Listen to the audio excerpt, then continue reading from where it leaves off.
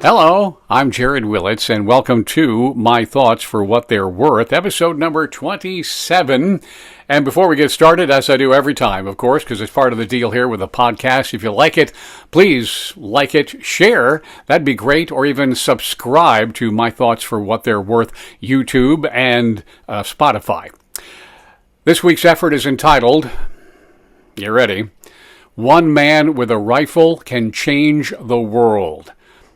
I thank Jack Carr, author Jack Carr, for that particular line. One man with a rifle can change the world. Jack, if you're with us, write more books. I've been enjoying every one of them. Of course, we're talking about political assassinations. How far you want to go back, right? Assassinations as a political tool. How about, 44 BC, et brute, and all that, I guess, Julius Caesar. 1865, I guess, right? Yeah, Abraham Lincoln, 1963. That would have been, of course, John F. Kennedy. And then there was McKinley and Garfield. I forget the years, I'm sorry. And there have been attempted assassinations, much like there was this past week with Donald Trump. There have been reports in years past that the increase in social conflict in society can lead to the likelihood of assassination. There have been reports and research on this, and maybe that's what's going on.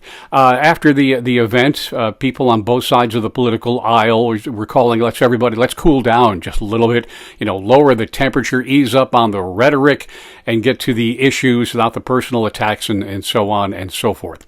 Maybe a little bit. I think some political ads were pulled for a while from both sides, but they'll be back soon enough. I don't think it's going to last a very long time. Now, the last time I remember this sort of thing happening would have been in 9/11. After that, we were all, every last one of us, we were Americans, period. That lasted for a time, not nearly long enough. I don't think anyone expected it to, but at least for a time there, it was pretty cool. It was really nice. We're all on one side, one team, all together as Americans. Well, what that boils down to for me today is, I've talked about this before. In politics and in other things in our country, people are blinded by their ideology. They're just set in it, period. They don't want to hear anything else. That's all there is to it. They have forgotten the fine art of listening. And I really hope we all get back to that. Just start listening to people you don't agree with. And maybe you can start to understand them and not so much hate them, or at least dislike them for their views. You understand where they're coming from. Either way, start listening a bit. And the art of listening has a lot to do with being quiet. It really does. You just listen. So maybe we can do that, and we can understand other people's points of view. I mentioned that there's a lady I know. We couldn't be more apart. Couldn't be farther apart.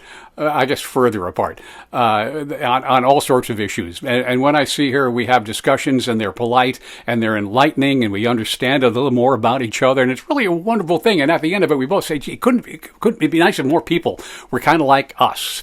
I guess that's bragging to some sort that I can hold in for a while and just listen. But I think we can. And I think we can evaluate how all of us as Americans do business as Americans when it comes to our political life. So I'm just saying, just you, me, everybody you know, next time you have a discussion and disagree violently, stop that. Stop yelling and calling people names. Listen to them for a little while, and maybe we can get along a bit better. Maybe we can answer yes to the question that was posed by one Rodney King, I think, in 1992. Can we all just get along? Well, the answer to that has been no, but maybe we can get to the answer of just yes.